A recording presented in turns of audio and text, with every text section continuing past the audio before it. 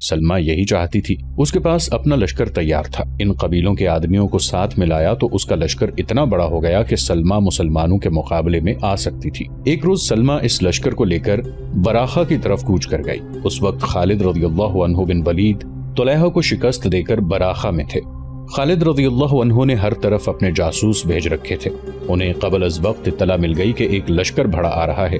خالد رضی اللہ عنہ نے لشکر کے پہنچنے کا انتظار کیا، اپنے لشکر کو تیار کر کے اس سمت کو چل پڑے جدھر سے سلمہ کا لشکر آ رہا تھا۔ خالد رضی اللہ عنہ کے ساتھ نفری کم تھی، اس کمی کو وہ اپنی جنگی فراست سے پورا کیا کرتے تھے۔ اس موقع پر انہوں نے یہ سوچا کہ بنو فرازہ کا لشکر سفر کا تھکا ہوا ہوگا، اسے آرام کرنے اور آرام کے لیے جنگی ترتیب میں آنے کی مہلت نہ دی جائے۔ سلمہ کی ماں فاطمہ جنگ میں ایک سجے سجائے اونٹ پر سوار لشکر کے آگے آگے چلا کرتی تھی۔ وہ اپنے آپ کو اپنے اور دوسرے قبیلوں کی غیرت کی علامت سمجھا کرتی تھی۔ اس نے سب کے ذہنوں میں یہی ڈال رکھا تھا کہ وہ ان کی غیرت کی نشانی ہے۔ اس کی بیٹی سلمہ بھی جب خالد رضی اللہ عنہ کے مقابلے میں جا رہی تھی تو وہ ایک بڑے ہی تندرست، موٹے تازے اور قوی ہیکل اونٹ پر سوار تھی۔ یہ اونٹ میدان جنگ کا تربیت یافتہ تھا۔ اس ایک اونٹ کے گرد 100 شتر سواروں کا گھیرا تھا۔ تمام اونٹ غیر معمولی طور پر تندرست و توانا اور بدمست تھے۔ ایک مورخ نے یہ بھی لکھا ہے کہ ان 100 اونٹوں کو شراب پلائی گئی تھی۔ ان کے سوار لمبی برچیاں اور تلواروں سے مسلح تھے اور وہ سب جوش و خروش سے نعرے لگائے جا رہے تھے۔ خالد رضی اللہ عنہ کا لشکر عام چال سے بڑھا جا رہا تھا۔ آخر سلمہ کا لشکر آتا نظر آیا۔ خالد رضی اللہ عنہ نے ایک لمحہ بھی ضائع نہ کیا اور حملے کا حکم دے دیا۔ مجبوری یہ تھی کہ مسلمانوں کی نفری دشمن کے مقابلے میں بہت ہی تھوڑی تھی۔ سلمہ کے لشکر کی تعداد بھی زیادہ تھی اور اس لشکر نے بلند بانگ لارے لگا لگا کر ایسا تاثر پیدا کر دیا جیسے وہ لوگ مسلمانوں کے جسموں کے پرخچے اڑا دیں گے۔ سلمہ کی یہ حالت تھی کہ وہ اپنے اونٹ کے کجاوے پر کھڑی ہو کر بڑی ہی بلند آواز سے اپنے لشکر کے جوش و خروش میں اضافہ کر رہی تھی۔ دونوں لشکروں میں آمنے سامنے کی ٹکر ہوئی۔ خالد رضی اللہ عنہ جنگی چالیں سوچ رہے تھے۔ انہوں نے اپنے طریقہ جنگ کے تحت اپنے لشکر کے 2 حصے پہلوؤں یا عقب سے حملہ کرنے کے لیے محفوظ رکھے ہوئے تھے۔ سلمہ کا لشکر سفر کی تھکان کے باوجود خالد رضی اللہ عنہ کے لیے اچھی خاصی مصیبت بن گیا، یہاں تک کہ خالد رضی اللہ عنہ کو اپنے محفوظہ کا ایک دستہ اور ایک اور حصہ اس مارکے میں جھونکنا پڑا، پھر بھی میدان دشمن کے ہاتھ میں ہی معلوم ہوتا تھا۔ اس عورت کا حصار توڑ دو، خالد رضی اللہ عنہ بن ولید نے کہا اور اس کے ساتھ ہی چند ایک منتخب جانبازوں کو پکارنا شروع کر دیا۔ اگر تم اس عورت کو اونٹ کی پیٹھ سے گرا دو تو اس لشکر کا جذبہ ریت میں مل جائے گا۔ جانبازوں نے سلمہ کے ارد گرد شتر سواروں کا حصار توڑنا شروع کیا، لیکن ہر شتر سوار جان پر کھیل جانے کے لیے تیار تھا۔ جانبازوں نے پیچھے ہٹ ہٹ کر سلمہ کے حصار پر تابڑ توڑ حملے کیے، لیکن شتر سواروں کے لمبے نیزے مسلمان گھڑ سواروں کو قریب نہیں آنے دیتے تھے۔ جانبازوں نے خالد رضی اللہ عنہ بن ولید کی نئی ہدایات پر عمل کرتے ہوئے یہ طریقہ اختیار کیا کہ 5-5 6-6 جانبازوں نے ایک ایک شتر سوار پر اس طرح حملے شروع کر دیے کہ ایک ایک سوار کو حصار سے الگ کر لیا۔ اس طرح حصار ٹوٹ گیا، بیشتر سوار مارے گئے، لیکن جانبازوں کو جانوں اور خون کی خاصی زیادہ قربانی دینی پڑی۔ 3-4 جانباز سلمہ کے اونٹ تک پہنچ گئے اور انہوں نے کجاوے کی رسیاں کاٹ دی۔ کجاوا اونٹ کی پیٹھ سے لڑک کر نیچے آ پڑا۔ سلمہ ریت پر گری اور اٹھی۔ خالد رضی اللہ عنہ قریب ہی اپنے گھوڑے پر سوار موجود تھے۔ جانبازوں نے سلمہ کو پکڑ لیا اور گھسیٹتے ہوئے خالد رضی اللہ عنہ تک لائے۔ جانبازوں کو خیال ہوگا کہ خالد رضی اللہ عنہ اتنی نوجوان اور خوبصورت اور سرداروں کے خاندان کی جنگجو لڑکی کو زندہ اپنے ساتھ لونڈی یا بیوی کی حیثیت سے رکھنا چاہیں گے۔ سلمہ اور خالد رضی اللہ عنہ کی نظریں آپس میں ٹکرائیں۔ خالد رضی اللہ عنہ نے دائیں ہاتھ سے ہلکا سا اشارہ کیا۔ جانباز اس اشارے کو بڑی اچھی طرح سے سمجھتے تھے۔ سلمہ کے پیچھے کھڑے ایک قوی ہیکل جانباز نے تلوار کے ایک ہی وار سے سلمہ کا سر اس کے جسم سے الگ کر دیا۔ خالد رضی اللہ عنہ بن ولید کے حکم سے ایک جانباز نے سلمہ کا سر اپنی برچی کی انی میں اڑسا، گھوڑے پر سوار ہوا، برچی بلند کی اور گھوڑے کو ایڑ لگا دی۔ سلمہ کا لشکر جوش و خروش سے لڑ رہا تھا اور مسلمان بے جگری سے مقابلہ کر رہے تھے۔ یہ جانباز گھڑ سوار اس مارکے کے ارد گرد گھوڑا دوڑاتا اور اعلان کرتا پھر رہا تھا، بنو فرازہ کے لوگوں، یہ دیکھو اپنی سلمہ بنت مالک کو۔ بنو فرازہ اور دیگر قبیلوں کے لوگوں نے جب سلمہ کا سر دیکھا تو ان کا جوش و خروش ٹھنڈا پڑ گیا اور ان میں بھگدڑ مچ گئی۔ تھوڑی ہی دیر میں وہ اپنی لاشوں اور زخمیوں کو چھوڑ کر بھاگ گئے۔ بستی بطاح کے گرد و نواح میں ناصرہ بنت جبار پاگلوں کی طرح ہر کسی سے پوچھتی پھر رہی تھی، کیا تو نے میرے بیٹوں کو دیکھا ہے؟ بعض لوگ اسے رحم کی نظروں سے دیکھتے تھے اور کچھ لوگ اس کے اس سوال پر غصے میں آ جاتے تھے۔ سب نے فیصلہ دے دیا تھا کہ یہ عورت اپنے خامند اور 2 جوان بیٹوں کی موت سے پاگل ہو گئی ہے، لیکن اس کے دونوں بیٹوں کی لاشیں نہیں ملی تھی۔ لاش صرف خامند کی ملی تھی۔ کچھ لوگ ناصرہ کی اس جذباتی اور ذہنی کیفیت سے تنگ آ گئے تھے۔ تو بے غیرت ہے ناصرہ، ایک روز ایک آدمی نے اسے تنزن کہا۔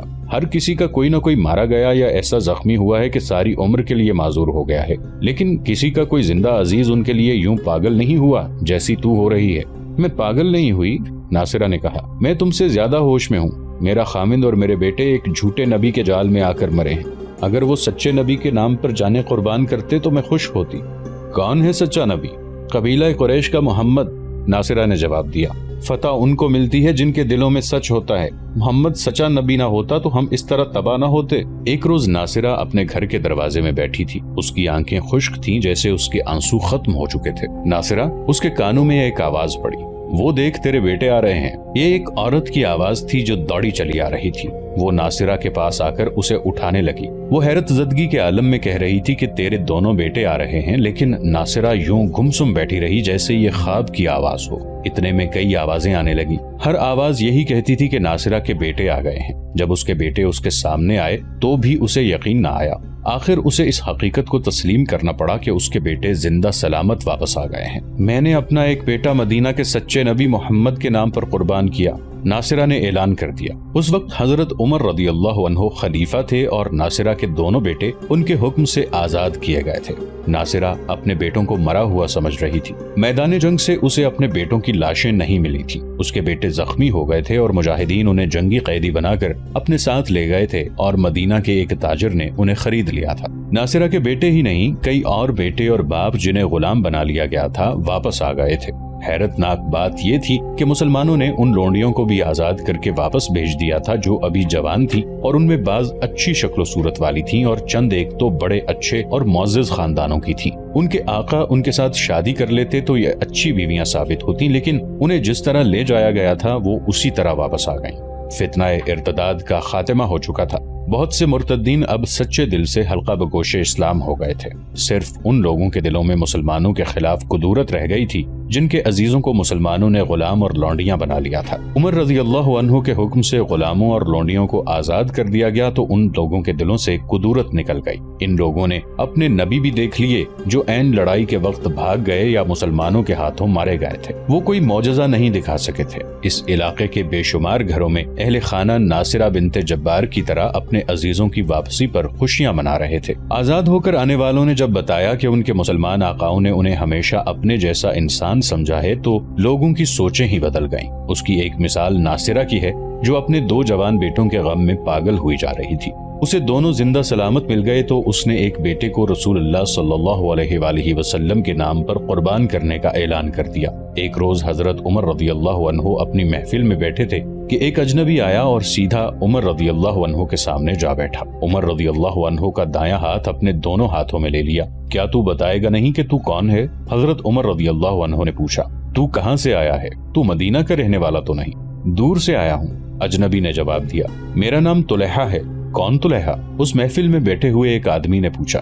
ایک طلحہ جھوٹا نبی بھی تھا، میں وہی طلحہ ہوں، طلحہ نے کہا۔ قبول اسلام کے لیے آیا ہوں اور خلیفہ عمر رضی اللہ عنہ بن خطاب کی بیعت کے لیے بھی۔ اس کی آنکھوں میں آنسو تھے اور اس کا انداز بتا رہا تھا کہ وہ بدنیتی سے نہیں آیا۔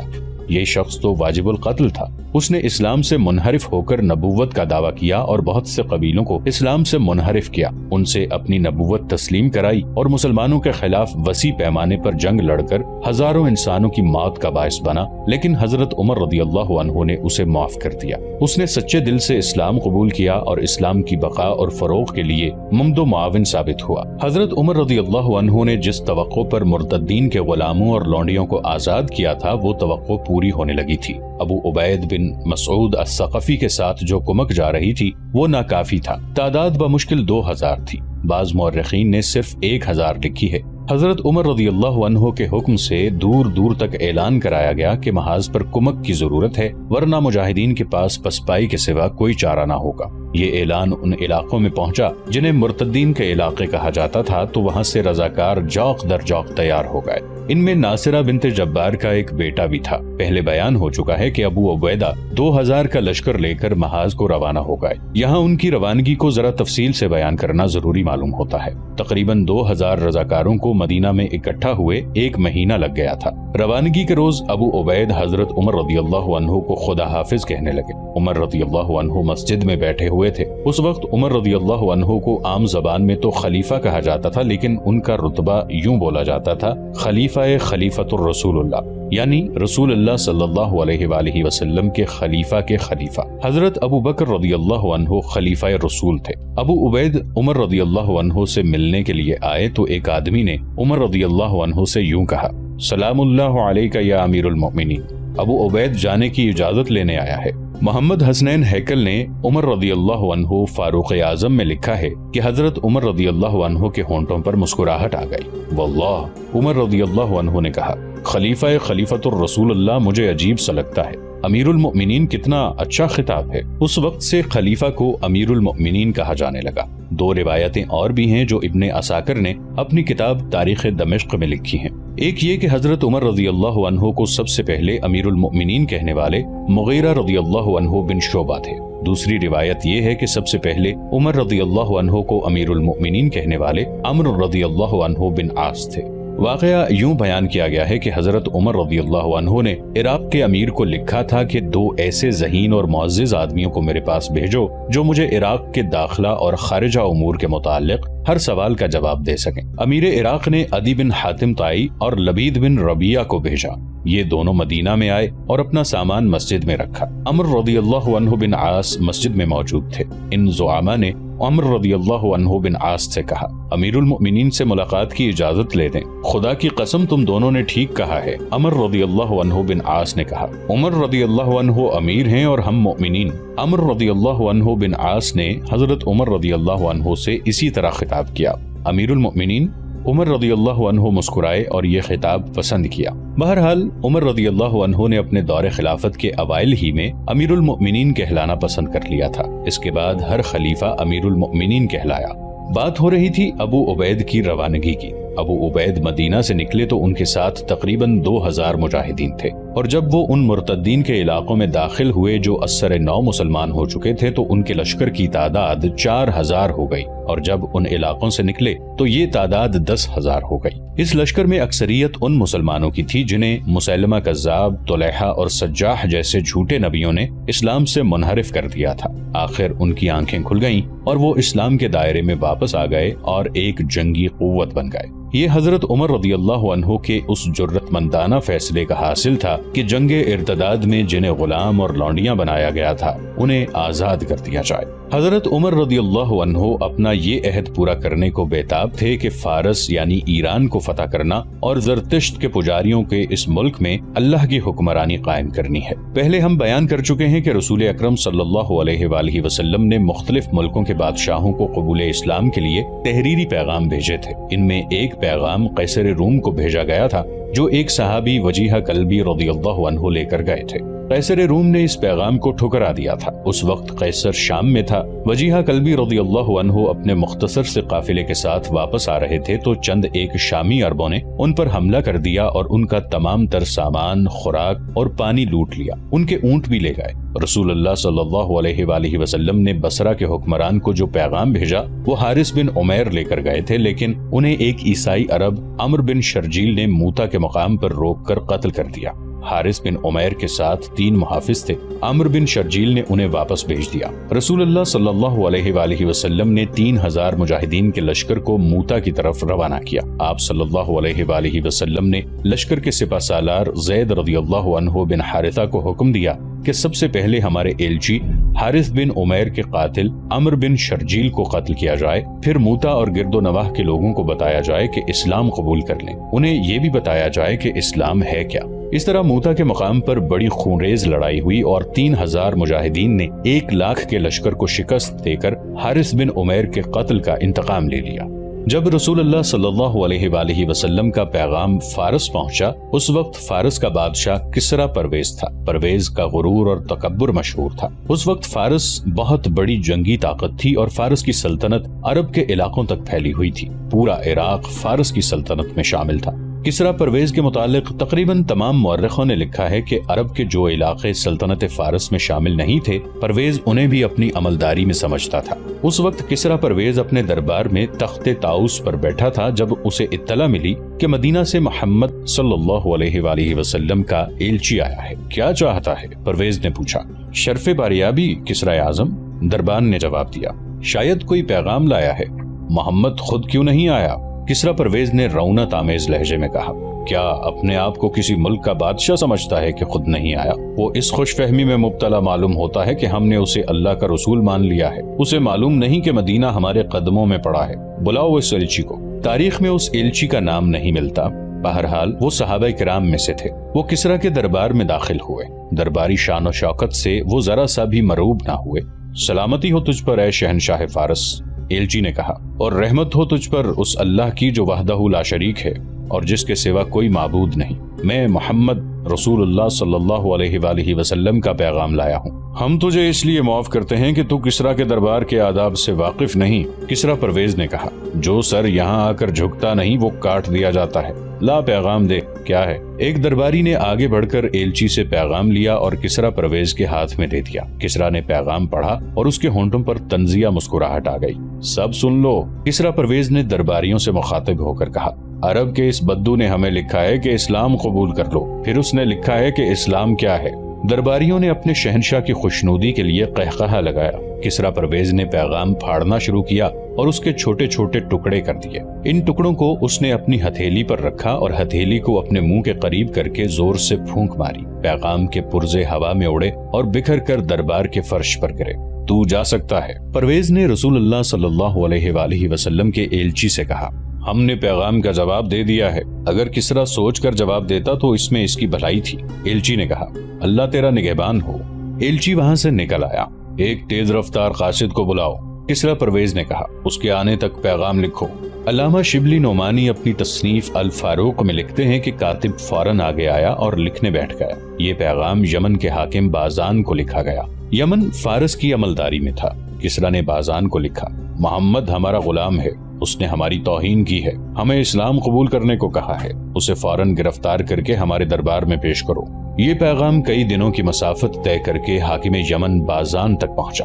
اس نے پڑھا اور گہری سوچ میں گم ہو گیا۔ اس کے پاس اس کا ایک جرنیل بیٹھا ہوا تھا۔ اس نے بازان کے ہاتھ سے پیغام لے کر پڑھا۔